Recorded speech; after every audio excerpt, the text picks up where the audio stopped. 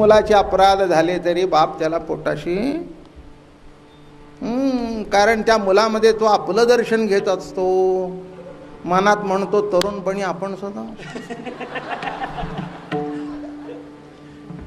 मजा आहे. मला आपला असं विनोद करत हसत खेळत कीर्तन येतं. ते उगीच तोंड लांब करायचं आणि देवाबद्दल बोलायचं. अरे ते हसते तू का रडतोयस? अहो आपण इथे कशा करता येतो? कुणाला देवन कुणाला काय कळतं? आनंद तरी मिळतोय ना, आणि आनंद हेच परमात्म्याचं स्वरूप आहे. अर्थ काय? शेवटी आनंद हे परमात्म्याचं स्वरूप आहे. ते मिळालं खूप झालं. काय करायचंय? झालं बाबा. ते नंदजीला सांगितलं म्हण, बाबा बाबा बाबा. बरं नवसानी झालेलं पोर.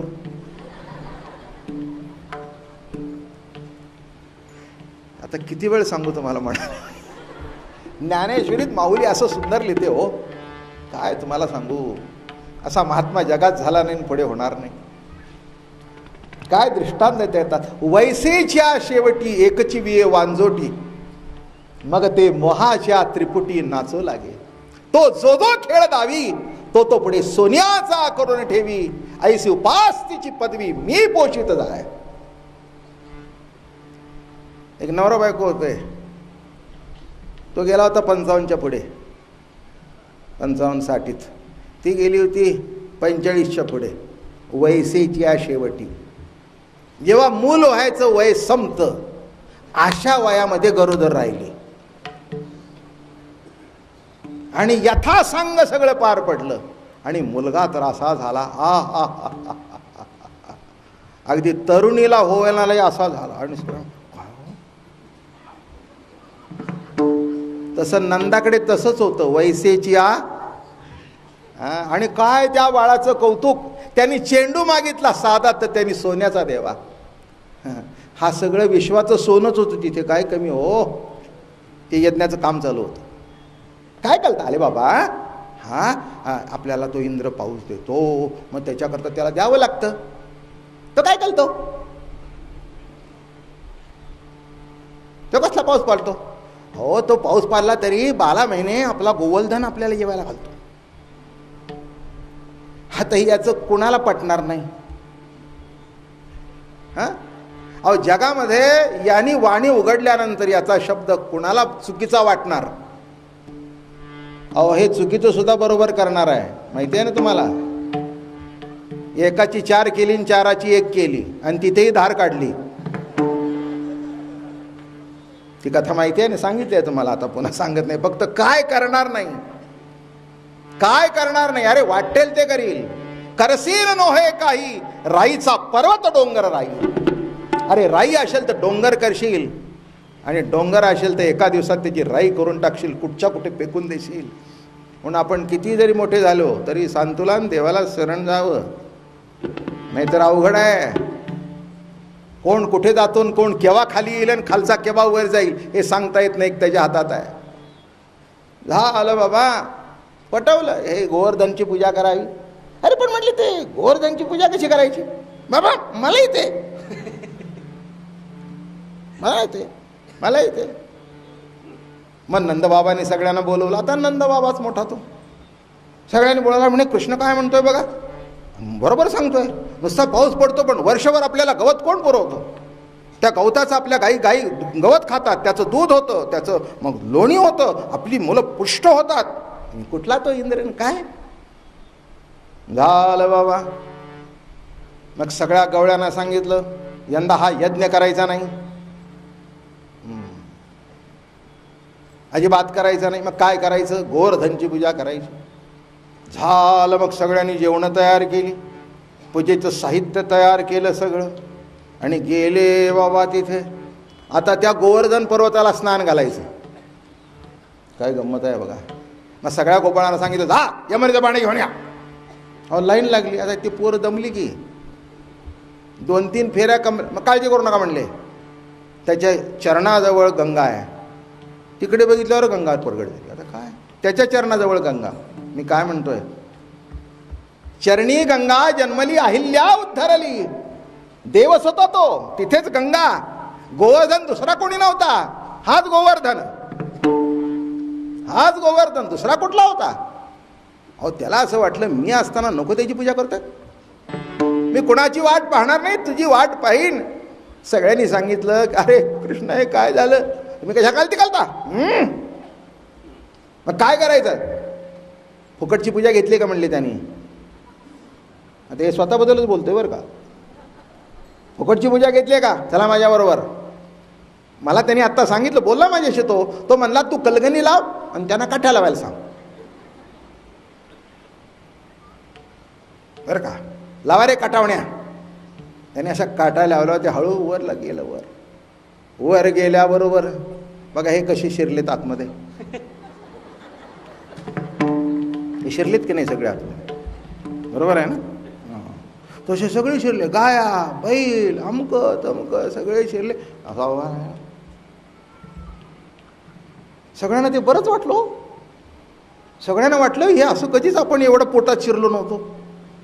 आपण कोणाच्याच पोटात शिरत नाही, अवघड आहे बरं. आणि शिरला असं ते धरून उभा आहे. झाल्या बरोबर कोसळतोय कोसळतोय कोसळतोय कोसळतोय. वरचं रिकामं झालं तळं. इंद्राला वाटलं आता काय करावं, हे सगळं सगळं खलास होतं, हे काय झालं. आणि असा उभा आहे बरं का. असा उभा असताना त्याला वाटलं हे सगळे आता गंमत होते. काय असतं, आजूबाजूचे असतातच सगळे. का एखादा मोठा माणूस काम करत असला म्हणजे आजूबाजू म्हणतात ते काय करतात, आम्ही आहे म्हणून. हे होतच बरं का. म्हणजे सगळी कल्पना त्याची नांदवतो तो, उभं करतो तो. मग सगळे ते पेंद्या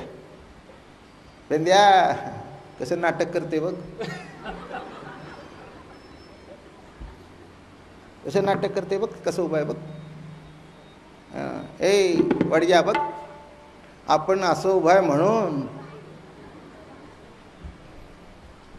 कृष्णा तू आता थकला असशील, खाली बस.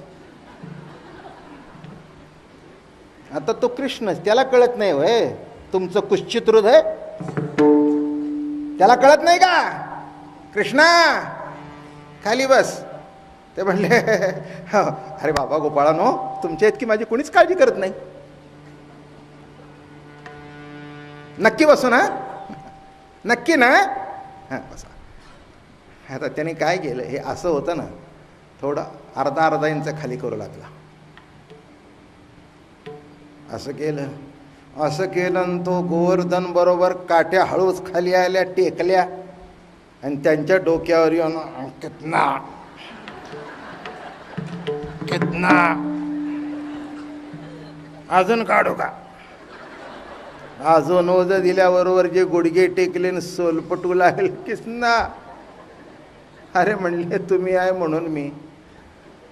मग कळलं बरं का कृष्णा, तुला शरण आलो बरं का. अरे आम्ही असो नाही तर नसो. अजून सांगू का एक तत्व, मग कीर्तन संपवतो.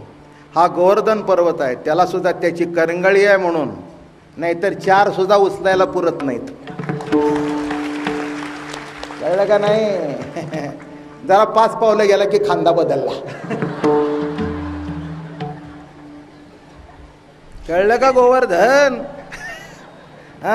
हा उभा आहे गोवर्धन थाट अजून पर्यंत. I am 75 running. ए नको मिजास मारू, मिजास नको मारू. करंगळी त्यांनी लावून धरली आहे. तुमचा माझा जिवंतपणा आहे. मागे काय सांगितलं होतं लक्षात ठेवा. देव डोळे देतो पण संत दृष्टी देतात. देवाला बघण्याकरता सुद्धा दृष्टी लागते. ती दृष्टी संतांच्या कृपेने प्राप्त होते. नाही तर काय दगडचं दगडच नाही का. म्हणून काही काही माणसं म्हणतात त्या मूर्ती दगडाच्यात आम्ही पुजणार नाही. तुझ्याकरता तूही दगड आणि तेही दगड. अरे का आम्हाला तसं कधी वाटतच नाही. पांडुरंगाच्या दर्शनाला गेल्यानंतर असा बघतो तो आमच्याकडे खुशीने असतो, खुशीने असतो. तुम्ही हसा तो हसेल. तुमच्या हृदयाचा दगड बना, तो त्याच्यापेक्षा 100 पट दगड बनेल. पुष्कळ सांगण्यासारखं आहे, एवढंच लक्षात ठेवा. सुंदर पूजा बिजा केली, असा मुगट पिगट घातला, हार वीर घातले, काय दिसू लागला. आले पण कितना ते आपलं लोणी लोणी लोणी, काळजी करू नका म्हणले, खाईल. हात तिथे जाऊन उभा राहिला, हात उभा राहिला आणि सगळे गोळे टाकतायत. हा टाकतोय, तो टाकतोय, तो टाकतोय. मग पुन्हा इथे खाली आला, आतपर्यंत जाळून टाकलं, त्या यज्ञामध्ये टाकून जाळून टाकलं. खाल्लं का? तो म्हणतो ते बरोबर. काय तुम्हाला सांगू, त्या गोवर्धनाची पूजा झाली आणि तो असा गोवर्धन दिसू लागला. असं दिसू लागलं त्याचे डोळे हलतायत, असं दिसू लागलं त्याचे ओठ हलतायत, असं दिसू लागलं तो नमस्कार करतोय. सगळे प्रसन्न झाले त्या गोवर्धनाला बघून. झाले त्या पूजेला ते मंत्रबिंत्र म्हणायला नारद होते, मागे उभे होते. ही पूजा झाल्याबरोबर लगेच इंद्राकडे गेले. काय म्हणले? फिनिश्ड. तुझ्या रिटायरमेंटची ऑर्डर निघाली. इंद्रा, तुझ्या रिटायरमेंट म्हणलं. हा, अरे काय म्हणले? खाली जाऊन बघ, यंदाचा तुझा भाग आला का तुला? त्यांनी पाठवले. खरंच आहे. यंदा म्हणाले गोकुळामध्ये इंद्राचा यज्ञ झाला नाही. ठीक आहे म्हणाले. सगळ्या पावसाला सांगितलं, मोठ्या मोठ्या झाला मुसळसारखी. आणि जेव्हा कोसळू लागला, काळजी करू नका, आपल्या जीवनामध्ये असा पाऊस कोसळतो. सुखदुःखाचे पाऊस कोसळत असतात. इंद्रिय ज्याच्या सत्तेने चालतात त्याच्यात अडकावं, इंद्रियात अडकू नाही. इंद्रियात अडकलेले सगळे इंद्रच आहेत. काम आहे, क्रोध आहे, लोभ आहे, दंभ आहे, मत्सर आहे, अहंकार आहे. आणि इतका त्या इंद्रियात अडकला. बरं, त्याच्या हातात एक सेक्शन होतं पाऊस पडण्याचं. यंदा तसंच काहीतरी घडलंय बरं का. काहीतरी कुणी त्या इंद्राची खपली काढलेली दिसते. फारच भयानक परिस्थिती आहे. गंमत आहे, खरंच आहे. अहो काय धप धप धो धो धो धो धो धो कोसळतोय. इथे काय झालं, आमचे कृष्ण परमात्मा आणि ते दरवर्षी त्या इंद्राला काहीतरी जे धान्य उत्पन्न होईल यज्ञ करायचा आणि त्याच्या नावाने त्याच्यात टाकायचं. इंद्राय स्वाहा टाकायचं. हा आलं बाबा. आता हा इथे आला, ऑल मायटी, दी गॉड हेड, सगळ्या देवांचा देव तिथे आला. देवांचा देव शब्द कसे वापरतात संत. देखिला देखिला माये देवाचा देव, नुसता देव नाही. बळिया माझा पंढेराव जो या देवाचाही देव. म्हणून ज्यांची कायम बदली होते ते देव, आणि जो अखंड सगळ्याची बदली करतो तो देवाचा देव. पुन्हा म्हणजे तुमच्या डोक्यात उगीच भ्रम नको, देव कोण आणि काय. एखादं खालून वर गेलं की समजावं देव. असं आहे या जीवनाची कथा. मोठी अवघड आहे, मोठी अवघड आहे, इतकी सोपी नाही आहे. आणि जी यज्ञ सुरू झाला त्याच्या नावाने काही ते दरवर्षी चालायचं. कृष्णाने सगळी सभा बोलवली. पहिल्यांदा आपल्या बापाला फिपतवला. कोणचाही बाप कोणाचं जरी ऐकत नसला ना तरी आपल्या मुलाचं ऐकतो. काय त्याच्याबद्दल काही तुम्ही म्हणाल चूक का बरोबर, मला ते माहिती नाही. आत्मा वै पुत्र नामासी म्हटल्यानंतर त्याच्या ऐकायची पाळी. ज्ञानेश्वर महाराज सुद्धा आमचे म्हणाले, परवाच सांगितली होती तुम्हाला, पुत्राचे अपराध जरी झाले आगाध तरी पिता साहे निर्द्वंद्व त्वैसा साहित्य.